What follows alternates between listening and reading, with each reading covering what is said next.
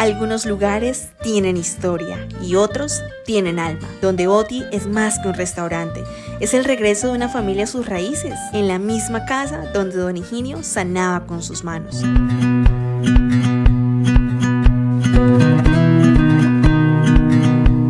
Señor Arnulfo, bienvenido a este espacio del video podcast Los Santos 360. Muchas gracias, muy amable. Bueno, hoy les contamos, como hemos dicho en el video anterior, vamos a hacer la segunda parte de esta entrevista. Era primordial y no podía pasar desapercibido entrevistar al señor Arnulfo y que nos contara todas sus historias de este municipio y sobre todo de su vida. Entonces, señor Arnulfo, como le decía, este es un espacio para usted, para que por favor nos cuente su vida personal, quién es Arnulfo y todo lo que juega alrededor de este restaurante y toda su vivencia, que yo sé que podemos aprender muchísimo de ella hoy. Ok, muchas gracias. Bueno, mi nombre es Arnulfo Serrano Santos, nacido el 18 de abril de 1971 en la vereda Paso Chico, el municipio de Los Santos. Mi vida, bueno, es un poco, tiene un poco de mucho dolor en cuanto a mi vida personal. Nací en esa vereda y en 1975 nos fuimos a vivir a la vereda del Regadero Bajo, donde viví 14, casi 15 años, pero pues tuve una vida bastante frustrada por mi padre, ¿no? Bueno, mi padre se llamaba Isidro Serrano porque hace 34 años lo asesinaron acá en la vereda La Laguna, y mi madre, Rosalvina Santos, una pareja de esposos, se conocieron muy jóvenes, se casaron muy jóvenes, de 14 y 16 años, y pues eso de casarse joven nos conllevó a vivir una vida bastante traumática y al mismo tiempo a nosotros. También nos traumatizaron mucho nuestra niñez y nuestra infancia. Mi padre, por su forma de ser, era muy tomatrago, bastante enamorado, y eso fue el principal factor para que pues entre ellos hubiera mucho problema y nos traumaran a nosotros nuestra niñez. Bueno, mis experiencias son muchas. Yo estuve con ellos hasta los 18 años porque en esa época nos hacían trabajar casi como esclavos. Solamente trabajábamos y trabajábamos solamente por la comida. No nos dieron educación. Yo fui a la escuela un año porque quise al menos aprender a leer y escribir, y fue porque una profesora me regaló los 5 cuadernos en esa época, que eran 5 cuadernos, y la cartilla Nacho Lee. Entonces tuve el primer año gracias a esa profesora porque mi padre nunca se preocupó por darnos estudio. Yo sabía que uno siendo menor de edad no podía salir de la casa, entonces aproveché que cumplí mis 18 años, me fui a Lebrija, me escapé, saqué mi cédula allá, y con el duplicado de la cédula me fui a La Vega, Cundinamarca, en 1989. En el campo nosotros, pues, nuestros conocimientos que tenemos del campo es en cuanto al tema de los cultivos. Aprendimos a cultivar tabaco, maíz, yuca, todo el tema de la crianza de animales como cabras silvestres, ganado silvestre, ovejos, el marrano, las gallinas, los piscos, y pues otro tipo de cultivos como era el frijol. En esa época se daba un frijol enredadera dentro de los cultivos, sembraban un frijol enredadera que se aprovechaba para el consumo. Y aprendí un poquito de esa vida del campo y mucho conocimiento sobre todo de mi abuela paterna, la señora madre de mi mamá, la señora Paulina Santos, a la cual estimé mucho, y hace casi 20 años ella falleció, pero el mayor conocimiento que tengo de las tradiciones antiguas de las cocinas es de ella, viene de mi abuela materna. Bueno, sigo resumidamente. Me quise ir a Cundinamarca porque pues no quería seguir en manos de mi papá, porque yo quería aprender a hacer otras cosas y conocer otras culturas y otras regiones, y yo sabía que estando en la casa no lo podía hacer, entonces por eso me fui volado. En esa época no había comunicación, nada de teléfono, por radioteléfonos, cartas. Ellos se enteraron a los 3 meses de que yo me había ido por una carta que yo les envié. Yo ya estaba ya trabajando, pero más sin embargo me fui a trabajar en algo que aprendí aquí en Lebrija, fuera del campo. Yo siempre me caractericé por ser curioso y aprender otras cosas. Entonces aprendí a galponear. Galpón, gallina de ponedora comercial.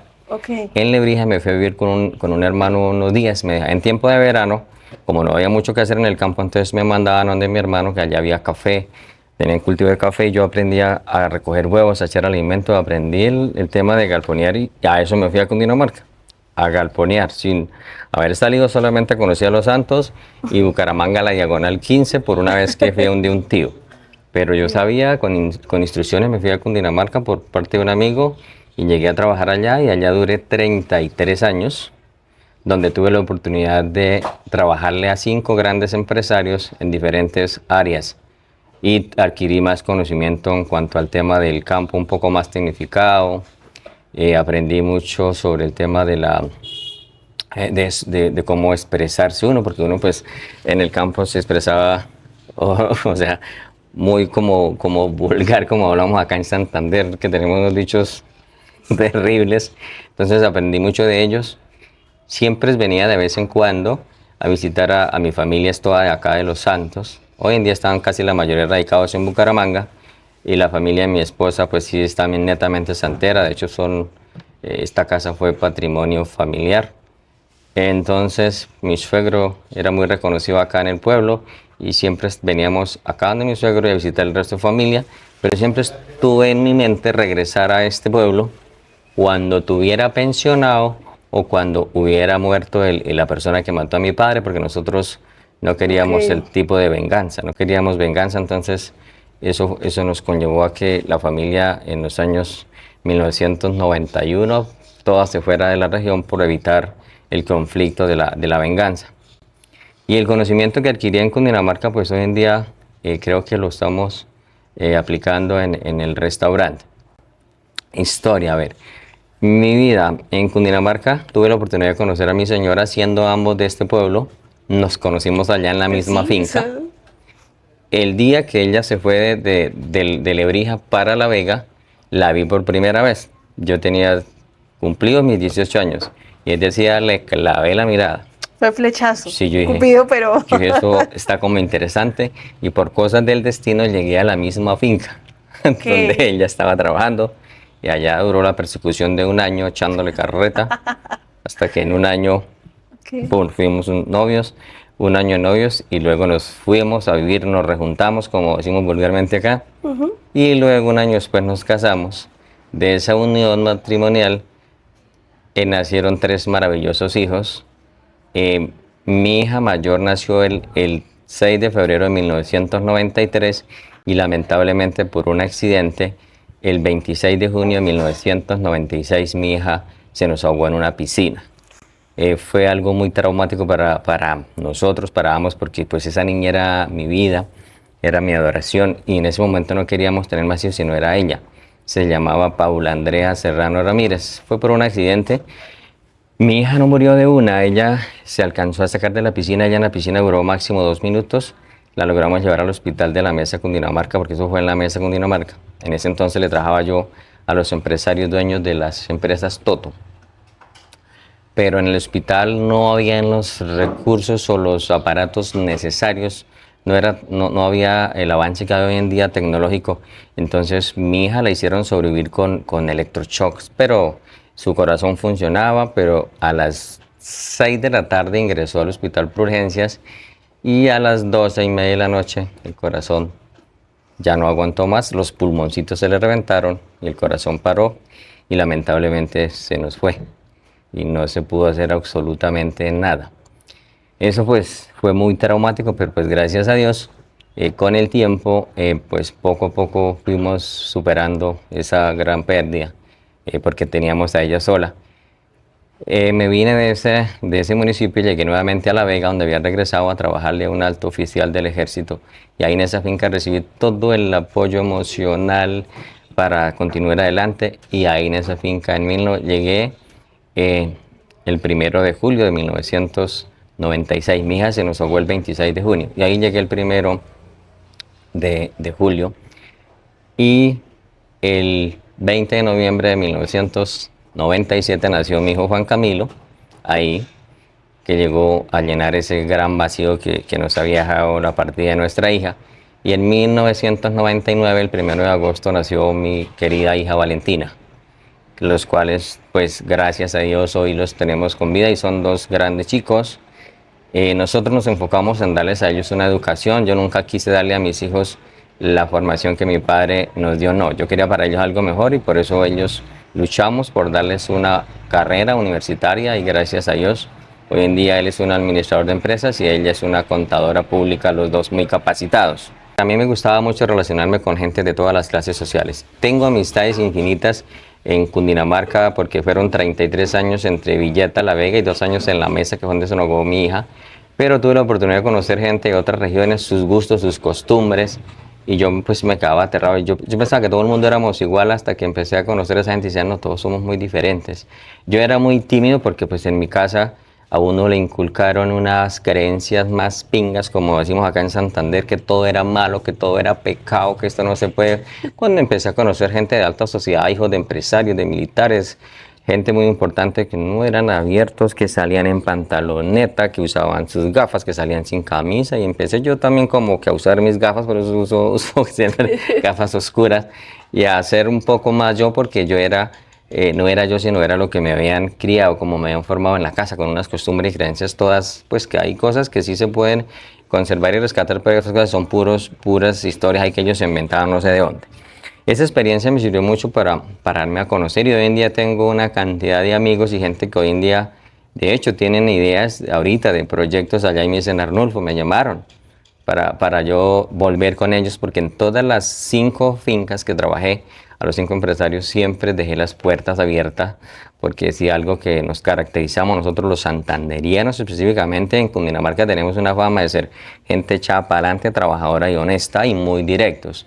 Mi mayor problema con todos mis patrones y de hecho con mi núcleo familiar es ser yo tan sincero porque yo no maquillo las cosas ni espero para decirles cuando se comete un error después o no, yo soy el que actúo de una. Si veo que algo está mal, yo digo, hey, esto no es así, esto está mal y siempre expongo, me trato de imponer cuando yo sé que eso está mal es porque está mal porque la experiencia que yo he tenido como empleado me ha servido para darme cuenta que está mal y que está bien, obvio que a veces uno se equivoca. Pero bueno, más allá de eso, entonces salía de una y me metía en otra. O sea, mis amigos me decían, marica, perdónenme la expresión, usted sí es muchas desgracias que le caen, porque les cuento, mi padre asesinado, esto se fue superando poco a poco, dramáticamente. Luego, la muerte de mi hija. Entonces, me estaba superando de la muerte de mi hija y llegué a trabajar con una familia, un militar, y lo asesinan a él en el 27 de febrero del año 2000, a 1 metro de distancia mía, nunca había estado en un crimen tan atroz. Entonces fue, pucha, eso era una tras de otra y yo a ese señor lo quería como mi padre porque él nunca, mi padre me dio un consejo, mi padre nos trató terrible, entonces los consejos que nunca me dio mi padre me los dio ese general y yo lo quería como mi papá. Y cuando lo asesinaron a mí me dolió igual que cuando mataron a mi padre. Y bueno, fue una persecución bastante compleja porque un asesinato por un grupo subversivo que fue la Teófilo Forero de las FARC.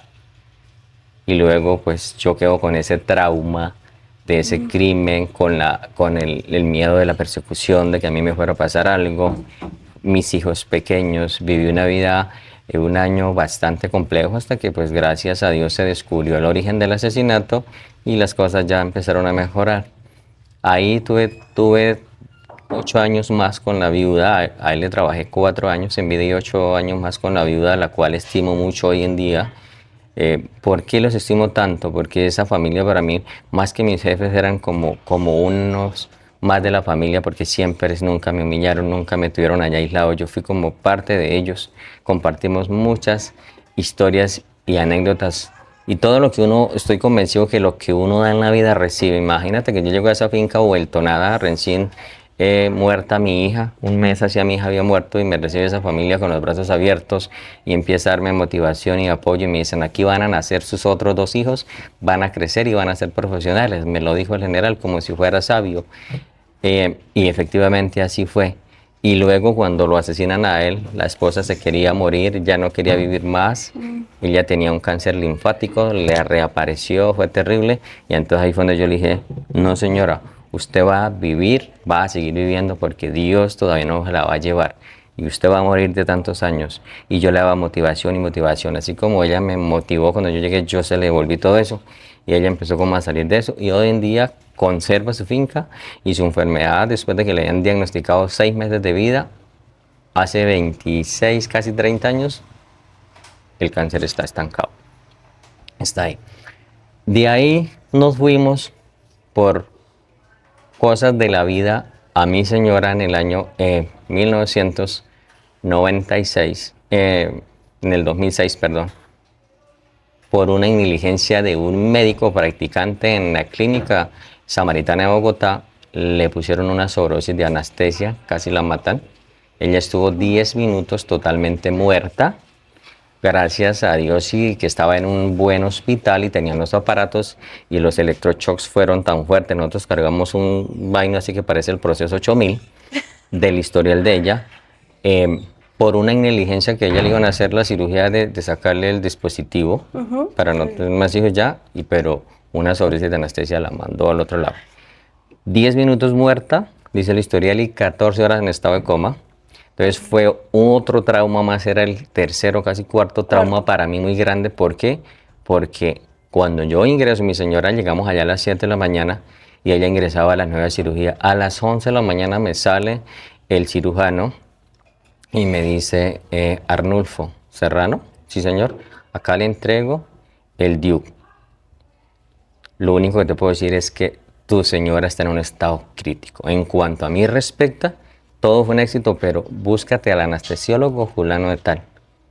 Él te dirá qué pasó, pero ella está muy crítico. Solo le puedo decir yo, doctor, nadie me daba ninguna explicación, nada. A las 5 de la tarde ya me dejaron ingresar. Cuando ingreso yo y la veo a ella con vainas por aquí, por todas partes. Yo me paralicé y el médico me dijo, ¿qué te pasa? Le dije, doctor, así como está mi señora, se me murió mi hija. Yo me quiero ir de aquí. Yo no quiero ver esto, mi hija se me murió así, de esa manera, y ahora mi mujer se está muriendo. Me salí, me quité toda esa vaina que me han puesto, que trajes neutros y no sé qué, y me puse la ropa y volé a la capilla del hospital, y ese día me enfurecí con Dios. Ese día me fui allá no a orar, sino yo me emputé como los santanderianos, y yo dije allá en delante de la imagen de Jesucristo, y dije, Dios, ¿yo qué he hecho en la vida para que me esté pasando esto? ¿Por qué me va a castigar de esta manera? Yo furioso, Claro. furioso. Se me llevó a mi padre, se me llevó al segundo papá que fue el general, se me llevó a mi hija y ahora se va a llevar a mi mujer. Yo puedo ser un HP que no sé qué, que de pronto no he valorado lo que tengo, pero a mi señora, mis hijos la necesitan. Mis hijos están muy pequeños y necesitan a su mamá. Necesito que me la devuelva viva, sana y salva. Yo no tengo por qué pagar los platos rotos de lo que mi familia o mi padre hizo. ¿Por qué yo estoy pagando todo? Si es conmigo la vaina, pues castígueme a mí, lléveme a mí, pero a mi mujer no, yo furioso.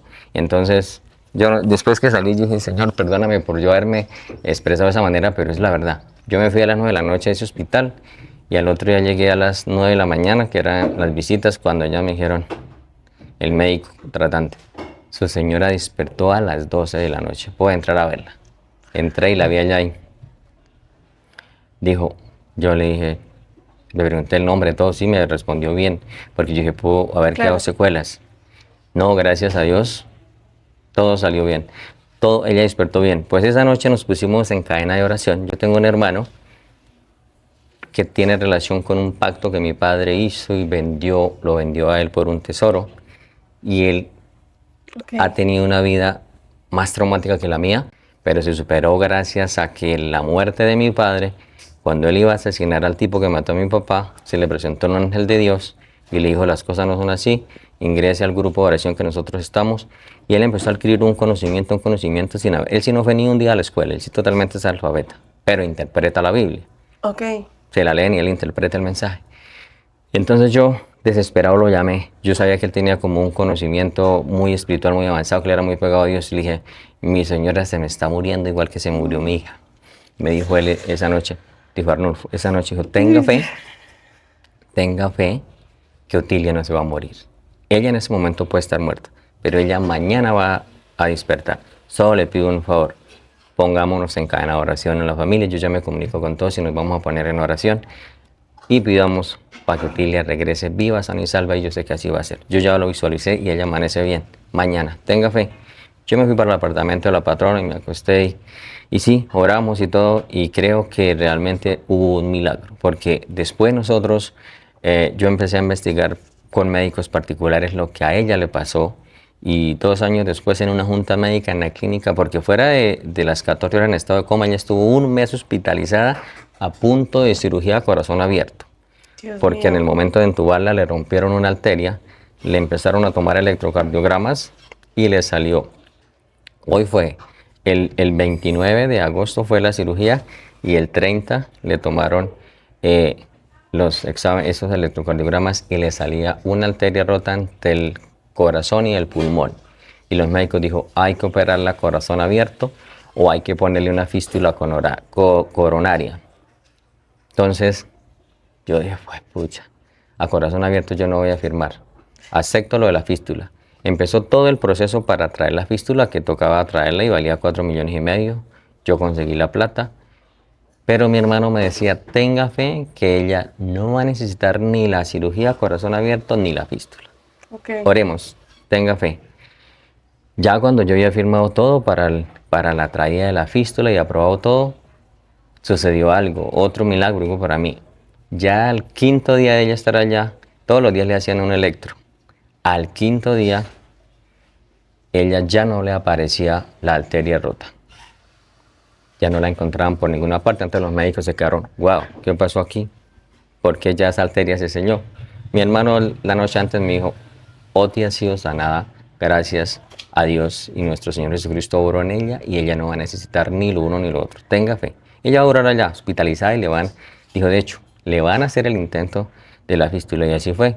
De ahí nos trasladaron a la clínica vascular de Soacha y en la clínica de Soacha programaron la colocada de la fístula a pesar de que la arteria no estaba rota, pero que lo iban a hacer. Sí. Lo iban a hacer.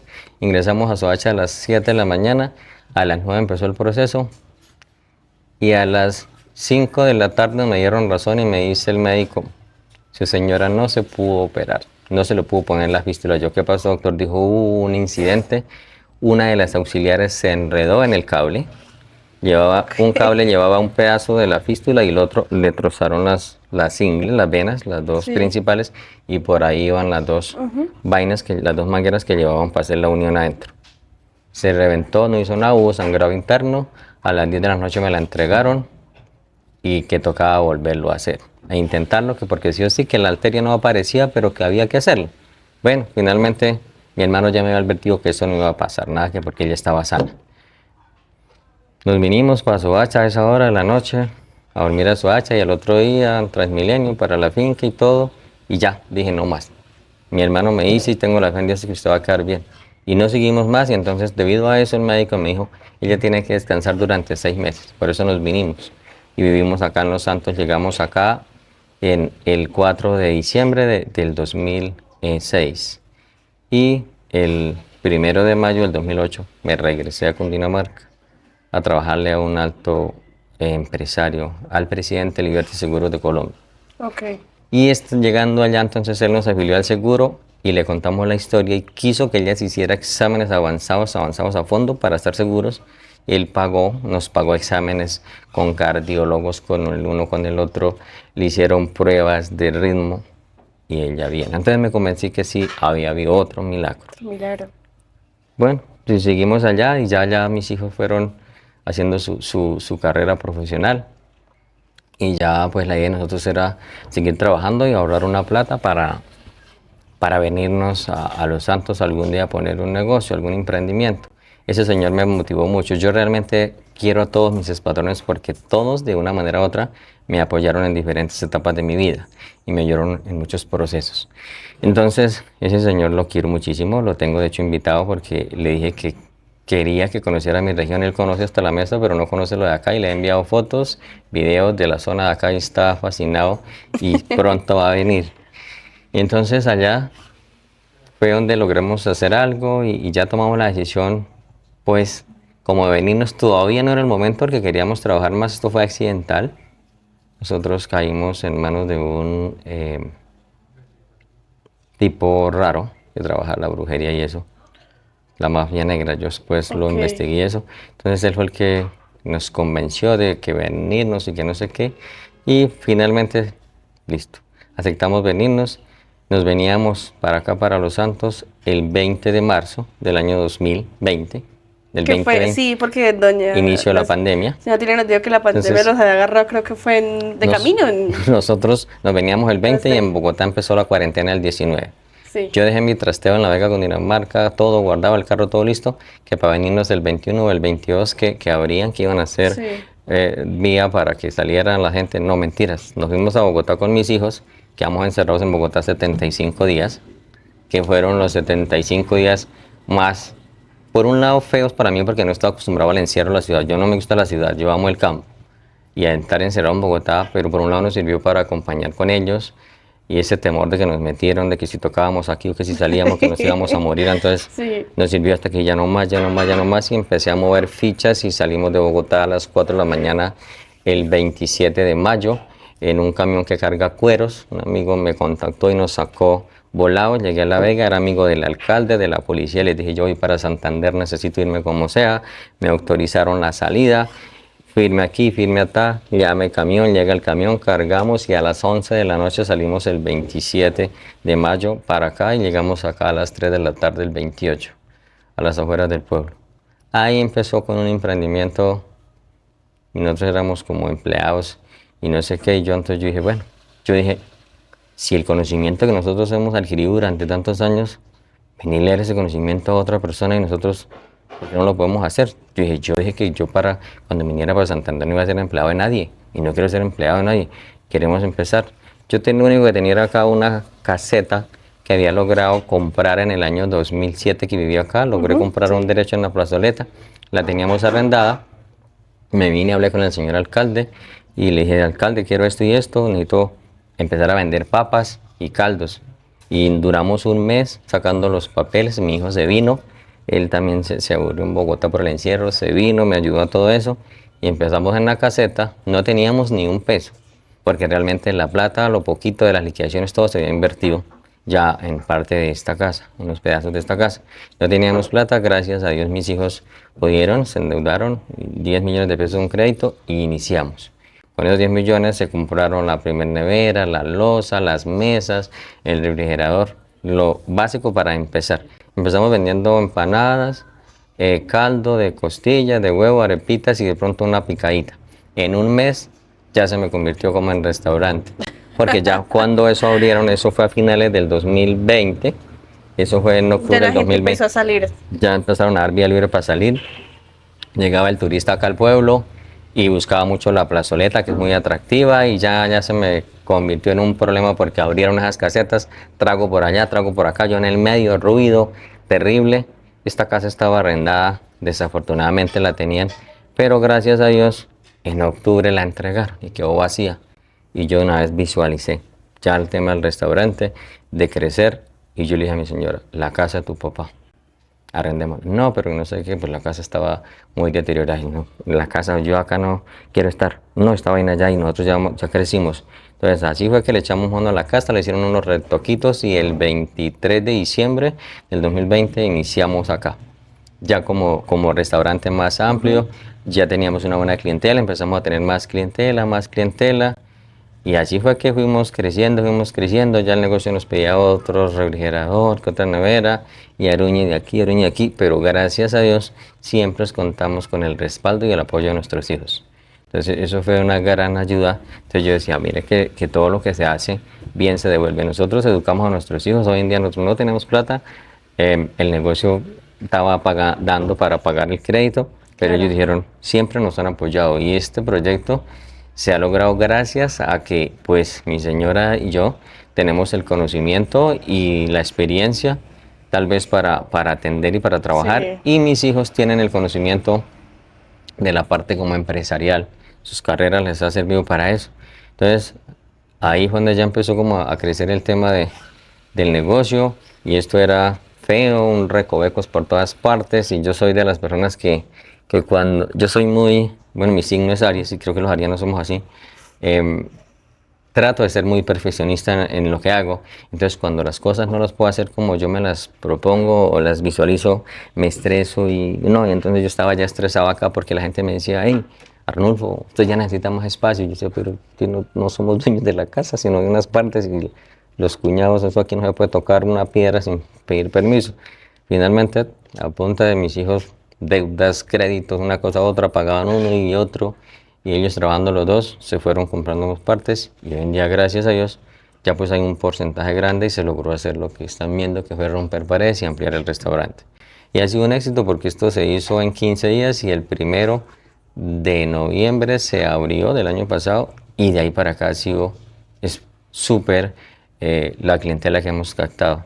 Entonces, pues eso es así como algo, así un resumen por encima porque hay mucho más a fondo, pero pues bueno, eso es así. Y pues hoy en día pues aplicamos el conocimiento y el restaurante no es el más lujoso del pueblo, pero creo que nosotros nos hemos destacado y la idea mía o nuestra es conservar muchas de las tradiciones antiguas de nuestros abuelos, la comida ancestral, la comida sana. Pues hoy en día uno en todas partes consume mucho producto procesado y artificial, ¿no? Yo, particularmente yo, Arnulfo Serrano, me encanta hacer todo lo que es de leña. Yo aprendí al tema de la cocina desde niño, ya que en la casa somos 5 hombres, fuimos 12 en total, pero habemos vivos 6. Mi madre tuvo muchos abortos en esa época, sí, entonces habemos 5 hombres y una mujer, y la única mujer que es adelante mío, que hoy en día tiene 58 años cumplidos, nació con demencia mental. Ella fue rara, pero nosotros nunca sabíamos por qué hasta ahora que yo regreso acá y me di a la tarea de hacerla ver del psiquiatra, de la psicóloga, y ya el diagnóstico del psiquiatra es: ella nació con demencia mental no especificada, no requiere tratamiento, no requiere una internarla, pero pues ella hace lo que ella quiera, porque si tú le hablas y le tratas de llevar la contraria, se enfurece y dice cosas, echa la madre, como sea. Entonces el psiquiatra dijo: solución, internarla en un sitio especializado, pero nos cuesta 2 millones de pesos mínimo y no tenemos ahorita a la familia presupuesto para hacer eso, porque todos somos, mis hermanos son empleados todavía que están luchando por llegar a su edad de su pensión. El único que está independiente soy yo, pero igual pues yo vivo todo el tiempo ocupado acá en el restaurante, entonces pues yo la tengo. En ese momento ella está conmigo hace 2 años, porque soy el único que tiene como tiempo para poder estar como pendiente de ella, porque nadie más la quiere tener. Entonces su enfermedad es ya ella va a morir así. Entonces, pero sí estoy buscando las ayudas, he tocado puertas y sigo tocando puertas de un sitio para poderla internar donde ella tenga personas de su mismo entorno, porque pues cada vez es más difícil ella, y el miedo mío es que como ella no hace ningún tipo de ejercicio, solamente ella se levanta de su cama al sofá, del sofá a la cama, desayuna, almuerza y come, y entonces cada vez está muy gorda y me da miedo un infarto o algo. Entonces estoy buscándole una ayuda, pero donde no nos cueste tanto pagarlo. Y hoy en día hay muchas ayudas del gobierno para eso, yo lo sé, pero pues ahí vamos a ver qué pasa. Entonces, en la familia, pues me devolví al tema de la familia. Todos tenemos... porque esto, ahorita que lo escuchaba, ese tema de un tesoro, Sí. ¿Cómo es ese tema Pues mira... ¿qué historias se Resulta y pasa que yo desde que tengo uso de razón, desde los 4 años tengo perfectos recuerdos, que fue cuando nos fuimos de Paso Chico a vivir al Regadero, que nos llevamos el trasteo en 2 burros y un poco, el trasteo eran un poco de costales, porque en ese entonces las camas eran esteras, cueros de vaca, los más finos, y entonces el trasteo fue en 2 burros, echaron todos los sacos, y un poco de personas con barras acá al hombro llevaban las gallinas, los piscos y demás cosas. Y yo me fui a pie, que es más o menos un trayecto de 1 hora y media. Yo ya me fui a pie, tenía 4 años. Yo en ese entonces sí tengo perfecto conocimiento de eso. Pero llegamos allá y mi padre, siempre es que se emborrachaba, llegaba a medianoche y le decía a mi mamá: vamos arriba a las Tapias y al Mamón, que allá hay muchas morrocotas de oro, pero me piden que la lleve a usted para que me las entreguen. Y entonces mi mamá decía: yo por allá no voy. Entonces, como ella no iba, él se transformaba en otra persona, sacaba el cuchillo y le decía: la voy a matar. Mi mamá corría por entre los matorrales, se le escapaba, nosotros salíamos, gritábamos. Y después entonces mi abuela, que vivía con nosotros en unos tiempos, ya mi abuela, la mamá de mi mamá, vivía con nosotros porque ella tenía su casita, pero en los años 1984, una tormenta que hubo en un agosto le tumbó su casita y ella quedó sin nada. Entonces ella le tocaba deambular por donde los hijos, se turnaba. Entonces ella en ese entonces vivía con nosotros, ella era la única que lo frenaba un poco. Pero Cuando no llegaba así, entonces llegaba igual a lo mismo. El cuento era el mismo. Allá arriba hay unas morocotas de oro, pero para que me las entreguen tengo que llevarla a usted. Entonces, como ella no le hacía caso, entonces se emputaba y sacaba la escopeta. Había comprado una escopeta calibre 16 corta y nos levantaba a nosotros, nos arrullaba en un patio que había en tierra y nos ponía la escopeta en la cabeza y decía, bueno, lo voy a matar a usted, y luego a usted, y luego lo mato a la pepu de su madre y luego me mato yo. De nosotros los sábados y los domingos para nosotros era un trauma. Cada vez que mi papá salía a tomar, nosotros era un trauma. Y era extraño. Era extraño porque en la casa habían 2 perros, teníamos muchos animales de ganado y teníamos muchas cabras que no eran nuestras, pero eran en aumento, que nos las daban. Y yo tenía conocimiento de los cuentos de mi abuela, que decía que las cabras eran del diablo, que las vacas eran de Dios, que el gallo era de Jesucristo y las ovejas de Dios. Sí. Entonces yo decía, bueno, aquí hay una mezcla y si mi papá tiene eso con el diablo, porque él llegaba y después que nos hacía levantar y todo eso ya se le pasaba esa rabia y todo eso porque mi abuela siempre intervenía y ella lo calmaba. Entonces nos volvíamos a acostar y él ya se controlaba y al otro día amanecía como si nada, pero eso era consecutivamente. No entendíamos nada del tal. Él llegaba, yo le ponía cuidado, llegaba al patio de la casa y se paraba, daba la vuelta y le decía, buen amigo, usted sabe que le tengo permitido solamente entrar hasta el patio.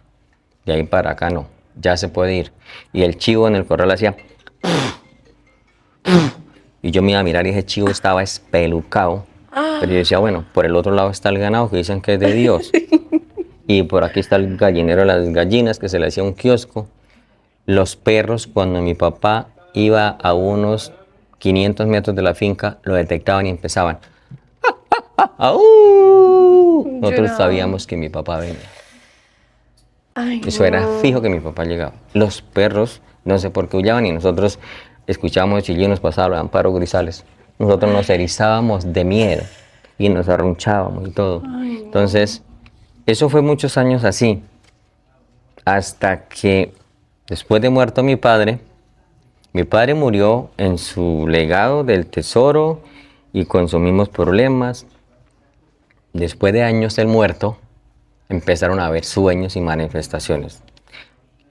La mayoría de sueños fueron conmigo y uno con mi señora madre. Mi madre soñó con él el día que mi padre cumplía 15 años de haber muerto. Al otro día casi se nos muere de un infarto, del miedo, De la impresión de lo que ella habló con él. Yo le pregunté, madre, ¿qué dijo? Su papá nos habló de que allá nos dejó algo muy grande y me pidió perdón por todo y no sé qué, y que ella le preguntó dentro del sueño, bueno, ¿y usted por qué esperó 15 años de muerto para pedirme perdón? Es que dijo, porque hasta ahora, gracias a las oraciones de usted y de mis hijos, mi alma pudo llegar al lugar que debía llegar. Que le dijo, por eso hasta ahora me manifiesto. Pero ya hay algo muy grande para ustedes. Cosas de la vida, yo no me impresioné con eso, sino que los sueños, pues mi hermano, el que tiene el don del conocimiento, interpreta los sueños. Y yo tuve 3 sueños específicamente claros en cierta hora de la mañana, que son entre las 2 y las 4 de la mañana. Okay. Unos sueños muy claros en esa finca. El primer sueño fue viendo una cantidad de ganado blanco, gordísimo, como ese que llevan a Colferias, a Bogotá, a la exposición, salir de cierto lugar y rodear la casa y echarse todo al pie de la casa y luego no se podían parar de los gordos. Luego en el lugar donde se habla del tesoro, unas cabras gigantes muy grandes de color blanco y negro, dando unos cabros que no podían de los gordos en ese sitio. Y el tercer sueño fue el más llamativo, fue que se forma un arcoíris, se pone a llover, se forma un arcoíris y el arcoíris se viene, cae a una parte baja de la casa, voy y yo miro a donde cayó el arcoíris. La impresión mía fue que cuando el arcoíris cayó a la tierra, se abre la tierra y sale un indígena, un muñeco como un cacique, la cara de un cacique con corona, con orejeras y unas narigueras de aquí para arriba solo. Yo me impresioné terriblemente al ver eso. Yo me quedé así cuando veo que mi padre descuelga y se hace detrás del muñeco de oro y me hace una seña. Yo me impacté más porque sabía que mi padre estaba muerto y que se me aparece con la ropa que la enterramos, que fue una camisa rosa y un pantalón negro.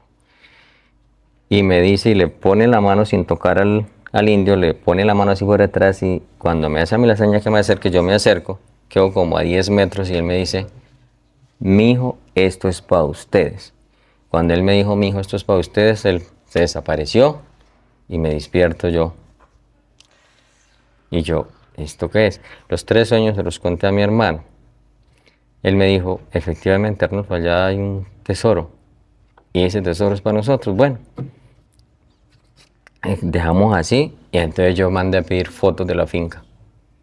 Y empecé a hacerlas, a investigar de brujólogos con diferentes tipos de conocimiento en Bogotá. Consulté 5 brujólogos. Cierto o falso, los 5 coincidieron que en la finca hay 2 tesoros. Uno indígena y el otro maldito. Entonces yo les dije que ¿por qué maldito? Me dijeron, porque si no, usted no sabe, Arnulfo, su padre vendió a uno de sus hermanos por esto y esto. Y yo, wow. Sí, su hermano fue vendido. Me dijo, una persona específicamente fue la más clara y a la que más le creí, porque el 98% de lo que ella en ese entonces me pronosticó me salió y me ha salido. Me dijo, su padre vendió a su hermano fulano de tal, porque no es hijo de él. Yo. El segundo de los mayores. Esa señora que me dice eso, y empiezo yo a armar el rompecabezas de las palabras que mi padre le decía a mi madre, lo que nos decía a nosotros, lo del tesoro y todo, y empiezo a atar la situación que estaba viviendo mi hermano. Y empiezo yo y dije, fue pucha, un secreto que nos ocultaron durante 40 años, y ahora entiendo muchas cosas.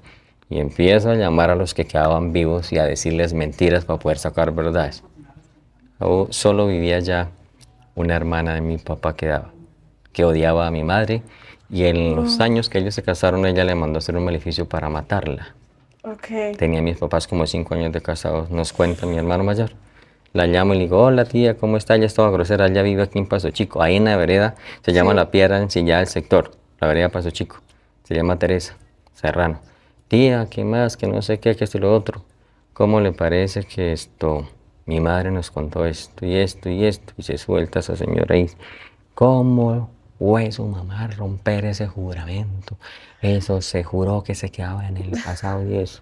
Y Los tabúes. duramos 1 hora y eso, y dije, ahora sí me soltó toda la verdad, y yo cada vez tenía el rompecabezas más cerca, más de terminarlo ahora, y entonces entendía el por qué mi padre, el comportamiento, por qué hizo el pacto con el diablo, por qué le estaba pasando a mi hermano lo que le estaba pasando. A él le duró una persecución, el diablo siguió 7 años. Según lo que hemos investigado, mi padre hizo el pacto cuando mi hermano cumplió 7 años. El pacto estaba que cuando mi hermano cumpliera 40 años, el diablo se lleva su alma. Cuando mi hermano cumplió los 40 años, empezó su tragedia. Y fueron 7 años de lucha con el diablo. Pero él dice que Dios lo preparó 20 años para enfrentársele al diablo. A la muerte de mi padre sirvió para él ingresar a ese grupo de oración. Eso se llamaban en ese entonces Renovación Carismática Católica, aquí en Santander, los carismáticos católicos. Él ahí adquirió un conocimiento impresionante de sanación, increíble, que la gente lo busca y lo contactan y lo llevan. Pues eso le sirvió para él prepararse y defenderse, y lograron vencer ese pacto, y él se salvó. Entonces me doy yo a la tarea de empezar a investigar el origen de las morrocotas de oro. Me vengo con la asesoría de un abogado, contraté a un abogado y le conté algo, y yo sabía el nombre de la finca, la vereda y todo donde habíamos vivido. Me vine para Piedecuesta, pedí el certificado de libertad y tradición, y empiezo a investigar los dueños, quiénes fueron los dueños. Y entonces hice varios viajes acá a Santander buscando a esas personas, el origen de esas personas. Ya han muerto. ¿Quién fue la última familia que vivió en esa casa cuando nosotros llegamos a vivir a una casa nueva? Había una casa vieja que hacía 2 años se había caído y estaban las paredes y el famoso mamón del que mi padre hablaba. Un señor de apellido Antonio Mantilla y la señora Agripina Espinosa Mantilla. La señora Agripina murió hace 60 años. Me doy a la tarea de investigar a la señora Agripina con la gente de la región y me dicen, era una mujer misteriosa. ¿Por qué misteriosa? Vestida de negro y cargaba 2 canastos para todas partes, tenía ciertas propiedades. ¿Y yo qué cargaba en esos canastos? Dicen que cargaba muchísimas morrocotas de oro y que las dejó enterradas y no saben dónde. Una señora que fue vecina nuestra, que fue la amante de mi padre por muchos años, vive hoy en día y tiene 90 años. La entrevisté a ella, la indagué, me dijo, yo sí conocí a Agripina y le conocí el oro que cargaba. Cargaba muchas morrocotas de este tamaño, de oro, y las asoleaba en la quebrada tal, que yo la conozco, en la piedra tal, a mediodía. Nosotros íbamos a entrar las cabras y allá la encontrábamos asoleando el oro. El papá del señor alcalde don Felipe Mendoza, que tiene 90 años, la conoció porque le conoció una propiedad.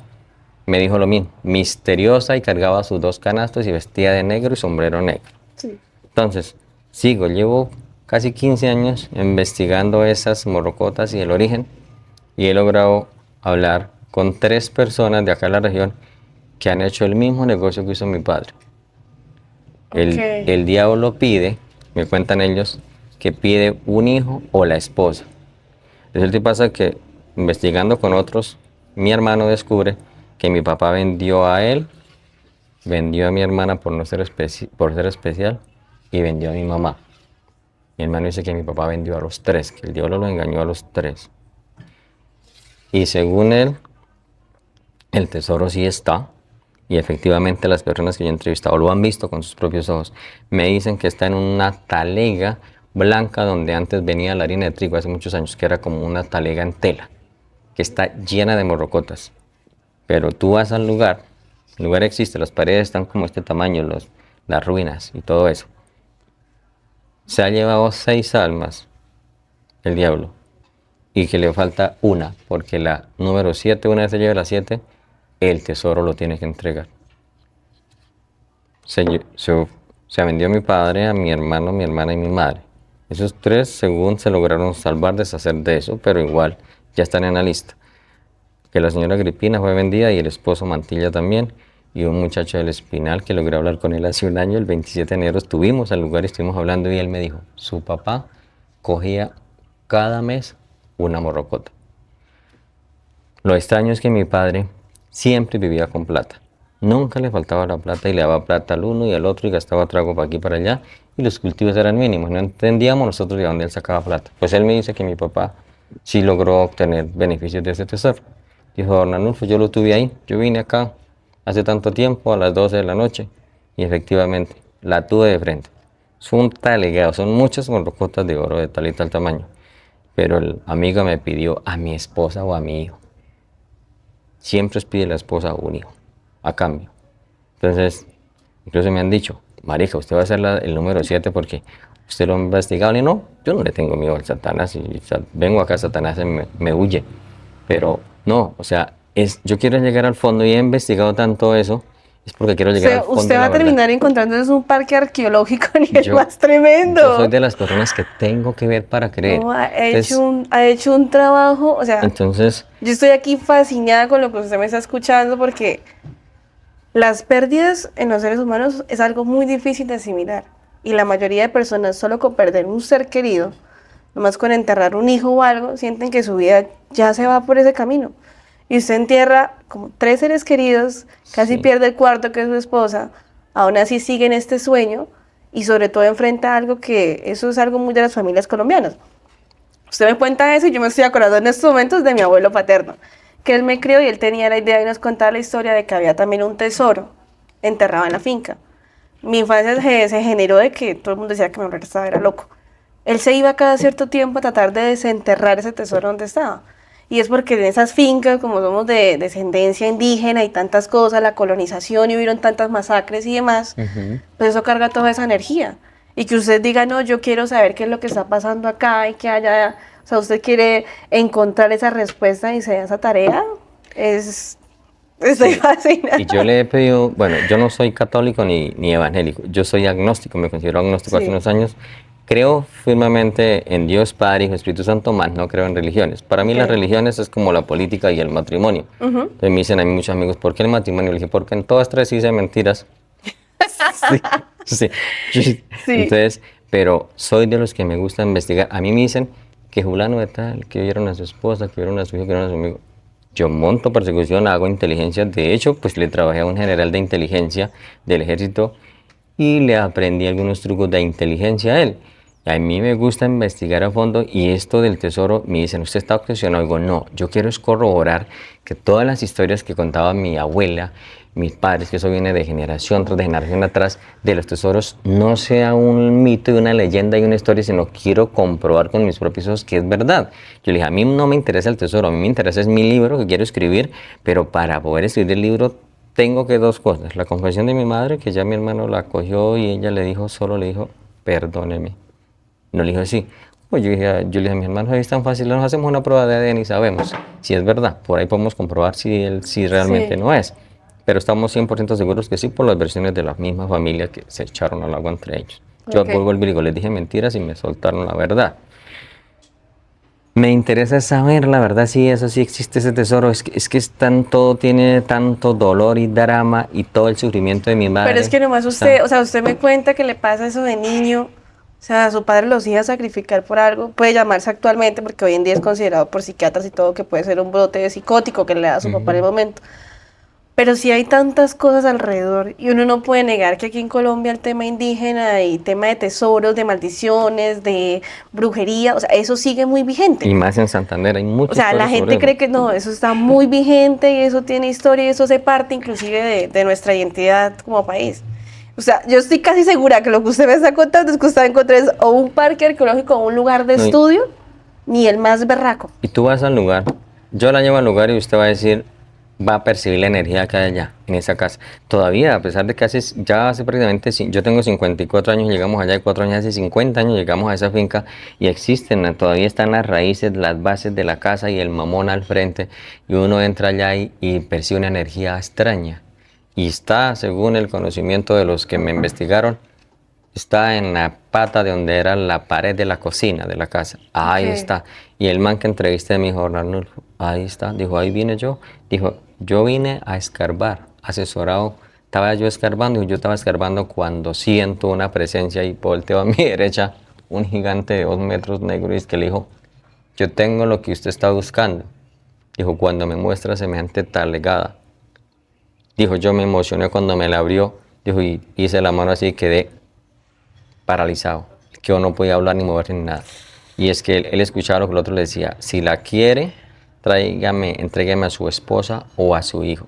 Y él es que le dijo, le entrego a alguien que duerme conmigo todas las noches, 3 veces. Y yo le dije, ¿quién era? Dijo, un gato, marica, yo le iba a entregar el gato. Y el espíritu no fue pingo, el espíritu le pidió a la esposa y el hijo. Y siempre es el hijo, un hijo Un o la hijo, esposa esposa. que pide. Dijo, pero es verdad, don Arnulfo, eso no es un mito. Dijo, es verdad, ese tesoro está ahí. Entonces yo le dije, bueno, yo estoy investigando es porque me interesó hablar con usted y hablamos sobre el sitio. Debajo de un árbol a mediodía, a las 12 del día lo cité allá hace un año ahorita, el 22 de enero, hizo un año, el año pasado. Porque mi interés es llegar al fondo de la verdad. No, y es que inclusive, o sea, ¿qué pasa con esos lugares? O yo a veces, digamos, mi abuela también me contaba lo de ciertos sitios y yo me ponía a escuchar las historias de los abuelos. O sea, anteriormente pasaban cosas, o sea, si nosotros creemos que ahorita pasan cosas atroces, anteriormente era una locura. La cantidad de asesinatos, de violaciones, de incestos, de sufrimiento, o sea, la cadena de sufrimiento era impresionante.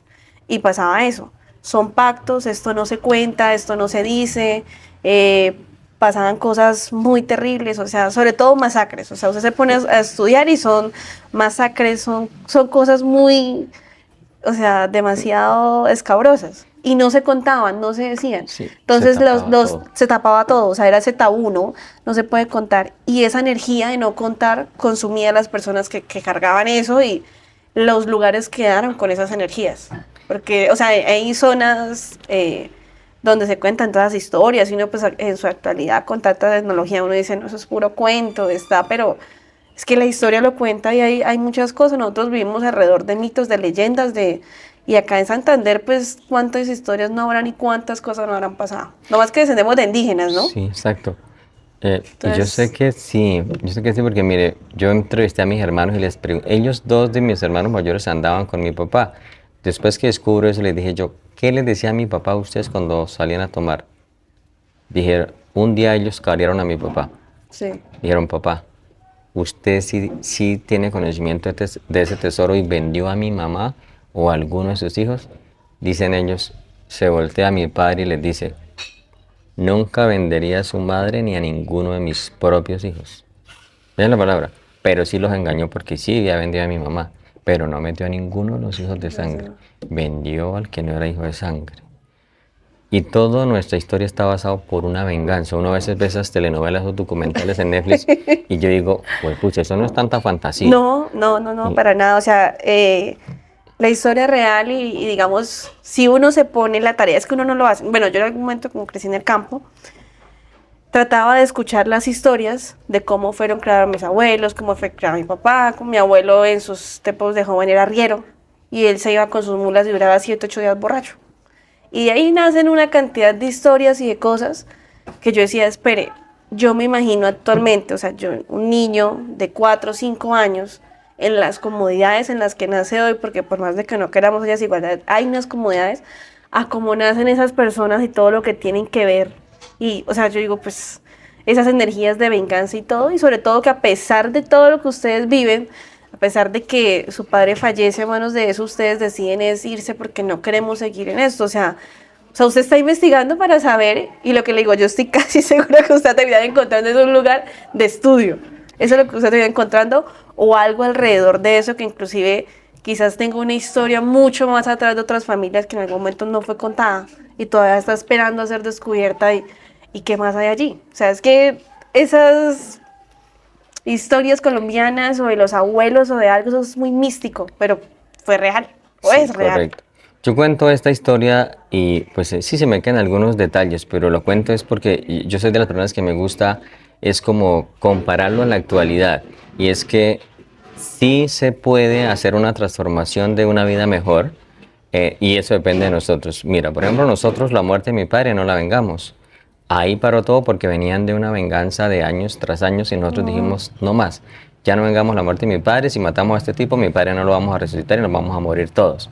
Yo no quería eso, yo quería era que viviéramos una vida diferente. Sí quisimos ser diferentes y lo hemos logrado, porque nosotros no somos igual a mi papá, mis hijos son totalmente ya diferentes. O sea, cada vez las generaciones han ido mejorando y sé que irán a mejorar. Yo muero en algún momento y queda mi hijo y la descendencia de él va a ser mejor porque a él se le inculcaron ya unos valores diferentes a la forma en que nosotros nos criaron. Entonces yo lo que digo a la gente es que, bueno, esto es muy complejo.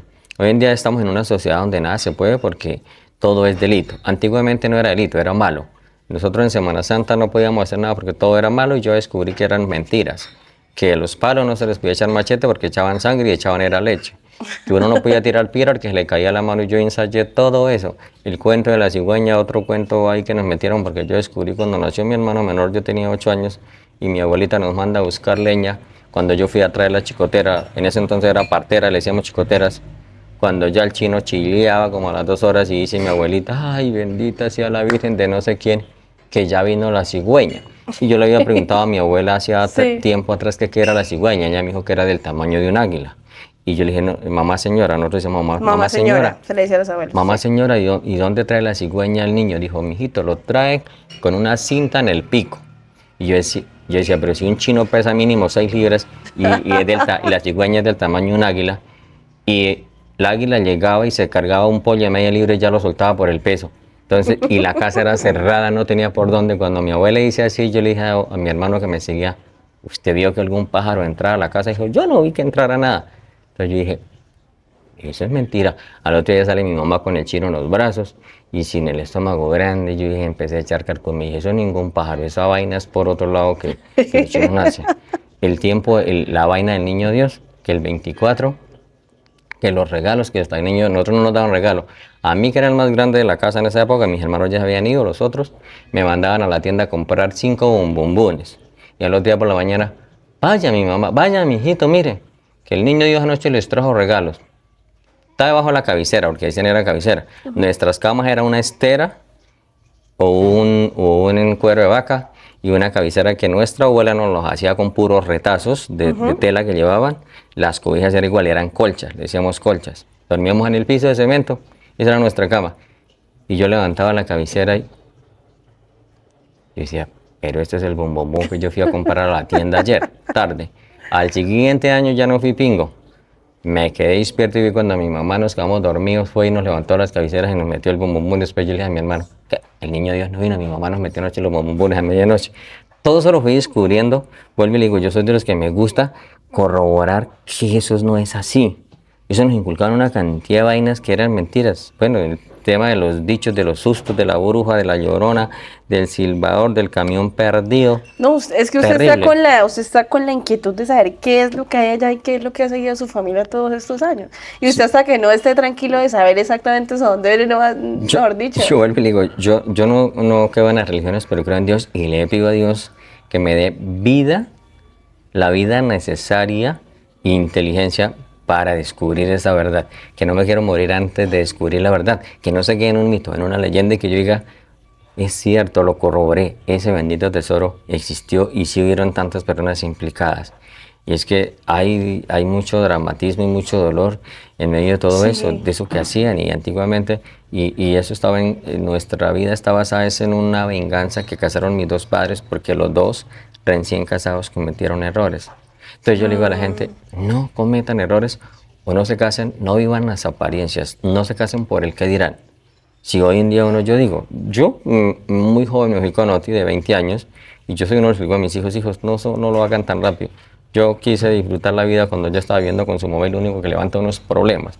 Entonces, como ya he vivido todas esas experiencias, me gusta contarlas para que asesorarlos para que no cometan los mismos errores que uno cometió. Muchos le dicen, ay, ¿a usted qué le importa? Pero es que yo ya viví esa vida y esas experiencias. Son experiencias superadas. A mí muchos me dicen, ¿usted por qué cuenta la historia de su hija así como si nada?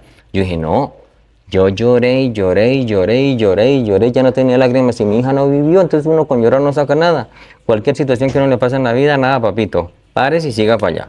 Yo me quería morir. La noche de mi hija, yo le dije, doctor, quiero que mi hija viva.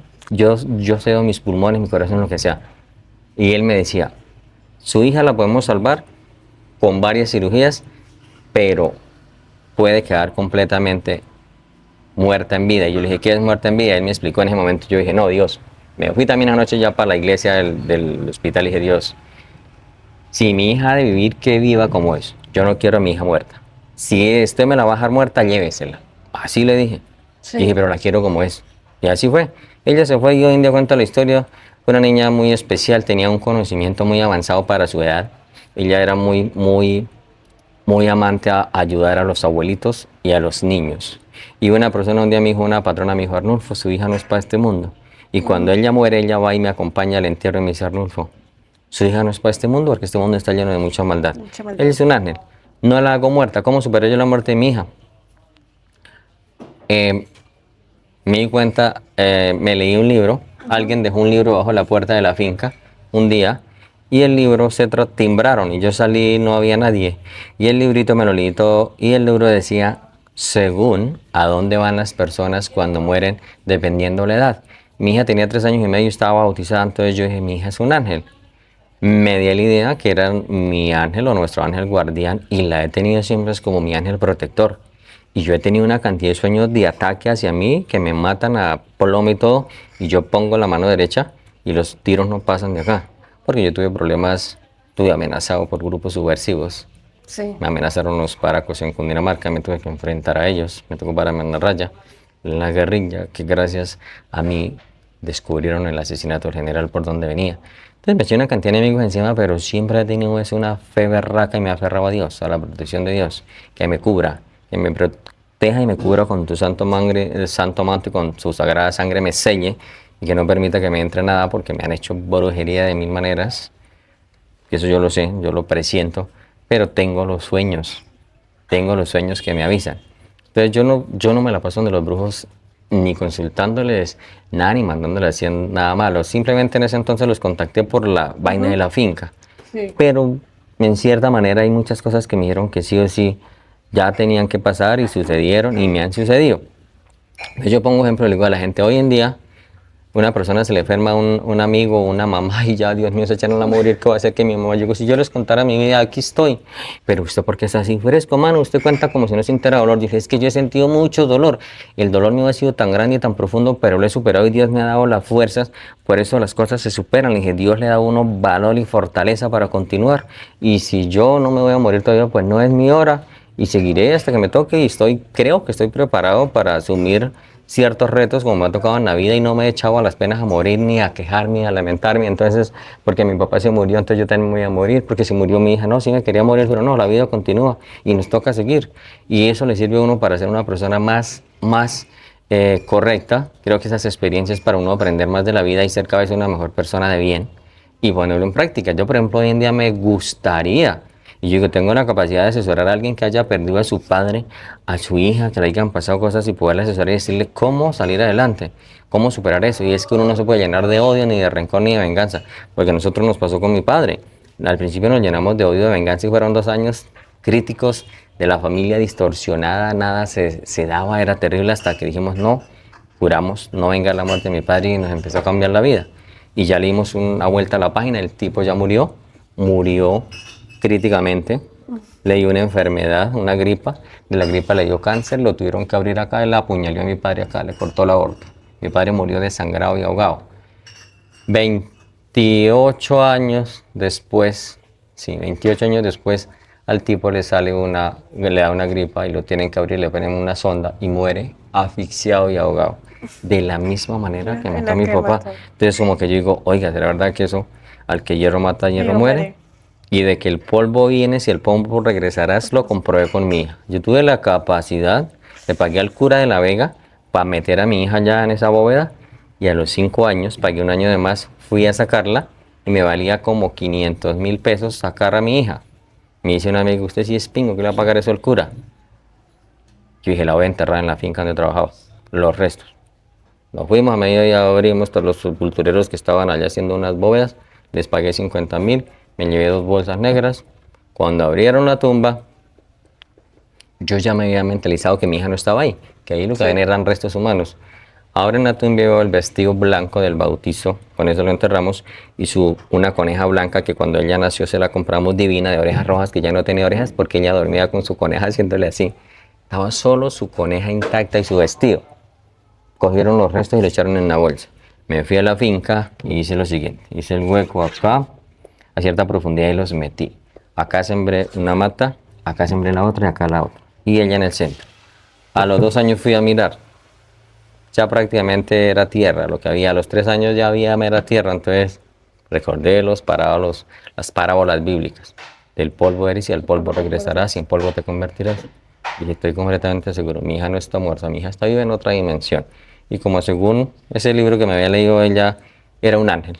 Entonces, la tengo como ángel. Y a veces la gente me dice, uy, no, marica, pero usted es escalofriante, ¿usted cómo se puede expresar? Yo, por ejemplo, digo a la gente, no vayan allá al cementerio a tocar, allá no hay nada, y que papá, y que mamá, y que no sé qué, y arrodíllense allá. Le dije, allá no hay nada, allá hay restos humanos, leamos un poquito. Yo no estudié, pero me gusta leer. Nosotros partimos, yo a veces digo cuando voy a un entierro de un gran amigo, de alguien de la familia, tengo la capacidad y le pido a Dios que me dé fuerza, porque en ese momento sí se me revuelve todo, y ya lo sé, a los entierros me duele eso, pero tengo la fuerza y digo, nuestros seres queridos no mueren, parten a otra dimensión. Recordémoslo siempre en vida. Y tuve algo, no me gusta ver los muertos, porque la última imagen que tengo de mi hija es verla, porque yo me metí a las morgues, ayudarle a echar al ataúd, fue terrible, y a mi padre tuve que cruzarle las manos porque yo estaba en Cundinamarca cuando lo asesinaron acá y dijeron, su papá le cruzamos las manos y las tiene descruzadas. Decían, falta un hijo. Llego yo y me dicen, vaya, yo abrir ese ataúd y ver a mi padre muerto ahí. Fue muy traumático tener que cruzarle las manos, pero no las volvió a descruzar. Eso es algo raro. No las volvió a descruzar. Dice que se las cruzaban y al rato iban y ya otra vez las manos descruzadas. Entonces me dijeron, es porque faltaba usted, lo estaba esperando. Y así fue. Pero entonces son las 2 últimas imágenes que tengo de ellos, son esas. Entonces, luego han muerto mis abuelos, cantidad de amigos, tíos, primos, nunca los veo, entonces los recuerdo vivos. Mi suegro, yo no vine al entierro, no lo vi, lo recuerdo hablando a él acá en este corredor, contándonos sus historias. Entonces, nada, aprendí de mi abuela, y eso sí lo pongo en práctica, los tiempos. Hoy en día es muy difícil por el tema del cambio climático, se ha distorsionado un poco, pero esa gente era sabia para sembrar, la época en que iba a llover, la luna llena, la luna nueva, cuándo se debía podar una mata, cuándo se debía sembrar la otra, el tema de los animales, aprendí, sé cuánto se demora una vaca para dar cría, una cabra, el perro, el gato, las gallinas, los huevos, todo, cuándo se debían echar, cuántos días, cómo saber si habían cuajado o no. Todo eso lo aprendí de mi abuela y en Cundinamarca lo puse en práctica porque tuve en una finca que estuvimos de todos los animales y el patrón dijo, Arnulfo, vamos a tener todo porque usted tiene conocimiento en eso. Y así efectivamente fue. Y amo el campo. Y hoy en día pues y amo el tema de la gastronomía y por eso el tema del restaurante. Ahora me devuelvo al tema del restaurante y es que el por qué me gustaría o me gusta que la gente nos visite. Estamos en un territorio, hoy en día la gente busca tranquilidad, seguridad, súper importante. Esos dos factores. Nosotros tenemos eso. Los Santos tiene para el mundo entero, tienen la tranquilidad y la seguridad que requieren. Y es que esto es un territorio muy sano. Nunca hemos tenido grupos al margen de la ley, gracias a Dios, por la ubicación geográfica y el Gran Cañón del Chicamocha es un impedimento para los grupos al margen de la ley que quisieran estar. Es muy difícil cruzar. Entonces, en Los Santos, ¿qué va a encontrar la gente? Unos paisajes maravillosos, un pueblo que todavía se conserva mucho el concepto colonial, que nos falta embellecerlo y la idea es que empezamos con este alcalde a trabajar en embellecer el pueblo. La gastronomía santanderiana es muy apetecida no solo a nivel nacional sino internacional. Y nosotros como restaurante Donde Oti nos enfocamos en conservar esos platos tradicionales, la comida tradicional que es el mute, el cabro, la carne oreada. Bueno, en Santander somos muy carnívoros, carnes asadas.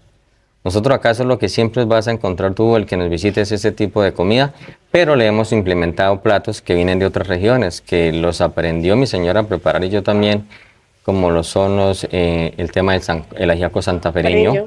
Ha pegado bastante acá en la región. Delicioso. El mondongo, lomos en salsa, lomo de cerdo en salsa agridulce, la carne cartagenera, no sé si la han consumido. No. La carne cartagenera en Cundinamarca la vimos hacer de Carlos Calero, que es muy cartagenero, la hizo en una finca.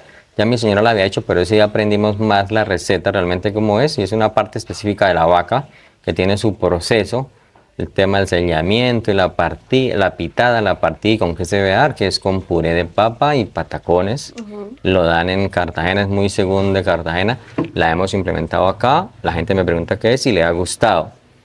Las chatas, la gallina, el pollo, variedad de formas de pollo. Entonces acá tenemos una variedad de unos 14 platos el día domingo. Porque no a todo el mundo le gusta lo de acá, ¿no? Sí. No a todos les gusta la comida santanderiana, pero nosotros como si queremos vender nuestra región o es mostrar lo nuestro, tú vas a Antioquia y a ti te van a mostrar todos los platos que ellos tienen. Entonces aquí me llegan grupos de paisas y yo les dije, no tengo arepa blanca, tengo arepa de maíz. Ey, hermano, muestra a ver. Y ahora ya les encanta esa arepa, les gustó y les encanta la arepa nuestra, el tamal, es otro plato típico de acá. Tenemos miradores espectaculares, no solo en la mesa, tenemos algo que rescata mucho esta zona que es Panachi, el mercado campesino, los mariposarios y cientos de casas y atractivos turísticos que hay en la mesa, pero esta región del Pueblo Parajo tiene los mejores miradores que tú te puedas imaginar.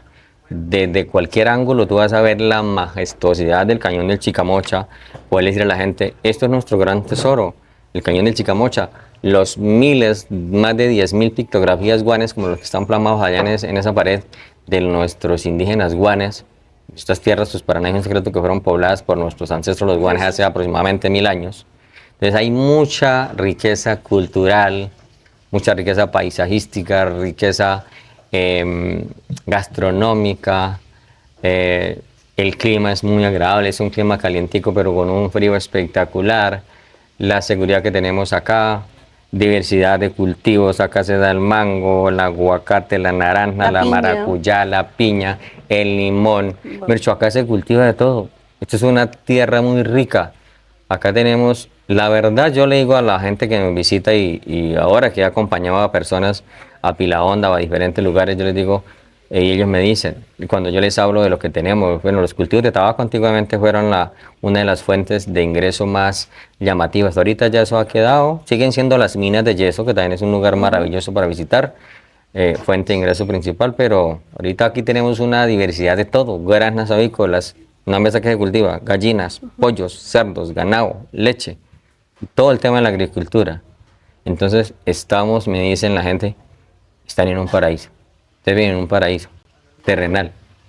Y es verdad, yo me siento orgulloso de ser santanderiano, de ser santero. Entonces mi invitación es a toda la gente en general, no solo nacional, sino internacionales, que nos visiten, que acá se van a llevar una experiencia muy agradable de nuestras historias, de nuestra gastronomía, del calor humano de la gente, pues somos gente bastante humana. Eh, Nos falta aprender mucho, pero ahí vamos, poco a poco, aprendiendo y dando lo mejor de sí. Pues, señor Arnulfo, para cerrar en esta bonita entrevista, la verdad quiero agradecerle muchísimo el espacio. Tenía mucha curiosidad de entrevistarlo, tenía una buena corazonada, no me equivoqué para nada. Decirle personalmente que mi admiración, ¿sí? Porque lo que usted hablaba actualmente se viven muchas cosas y uno de alguna manera es muy frágil. Uno hace una tormenta en un vaso de agua con tantas situaciones. Sí. Que lo mismo, escucho a mis papás, escucho a mis abuelas que aún las tengo vivas y ellas me cuentan esas historias y yo digo, carajo, cuán débil nos hemos vuelto. O no sé si es debilidad o es más conciencia o lo que sea, pero anteriormente la gente pasaba demasiadas cosas, demasiadas. Y lo que le digo es, todo de alguna manera es una cadena de energías de las cosas que hemos estado viviendo y se heredan y estamos en ese tiempo como de intentar romper y crear algo nuevo, todavía tratando de desenredar lo que está anteriormente.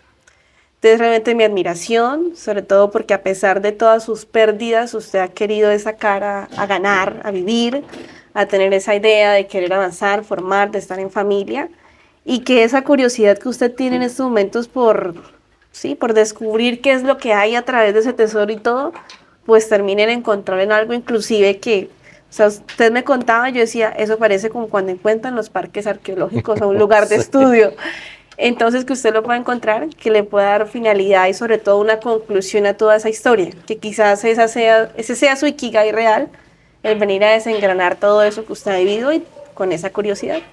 Entonces, realmente muchas gracias. Hacerle la invitación a nuestra audiencia nuevamente, por favor, vengan y no se queden con las ganas de disfrutar estas delicias que hay en este Donde Oti Restaurante, toda la gastronomía tan espectacular que ustedes tienen acá. Y bueno, agradecerles una vez más por habernos permitido el espacio de desbloquear una nueva historia, de invitarlos a usar nuestra aplicación para que puedan descubrir experiencia en este lugar tan magnífico. Y agradecer a nuestros patrocinadores que hacen posible todas estas jornadas de trabajo y de poder llevarles estas historias a casa. Pues agradecerle a Baterías Punto Energía, Inmobiliaria Tu Hogar Soñado, Yelmo Coffee y Gráficos Panty. Hasta una próxima ocasión.